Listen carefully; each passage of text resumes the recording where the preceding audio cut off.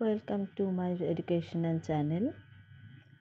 আজকে আমি নিয়ে এসেছি সামাজিক পরিবর্তনের প্রক্রিয়া, প্রসেস অফ সোশ্যাল চেঞ্জ।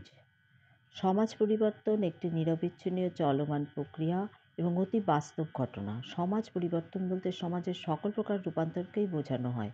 এই রূপান্তর স্থায়ী বা সাময়িক এবং বাহ্যিক বা আমূল পরিবর্তন হতে পারে। অনেকে সামাজিক পরিবর্তনকে আংশিক ও সামগ্রিক এই দুই ভাগে ভাগ করার পক্ষপাতী। জনসনের মতে সামাজিক পরিবর্তন 5 ধরনের: সামাজিক মূল্যবোধের পরিবর্তন, সামাজিক প্রতিষ্ঠানের পরিবর্তন, সত্ত্ব ও পুরস্কার বণ্টনে পরিবর্তন, সামাজিক কর্মী বর্গের পরিবর্তন, সমাজস্থ মানুষের ক্ষমতা ও মনোভাবের পরিবর্তন। কোনো সমাজতাত্ত্বিক বা সামাজিক পরিবর্তন বলতে কাঠামোগত পরিবর্তন ও কর্মগত পরিবর্তনকেও বোঝায়। কাঠামোগত পরিবর্তন, কর্মগত পরিবর্তন। কাঠামোগত পরিবর্তন এগুলো হলো ফরাসি বিপ্লব, ভারতের স্বাধীনতা সংগ্রাম, এগুলো।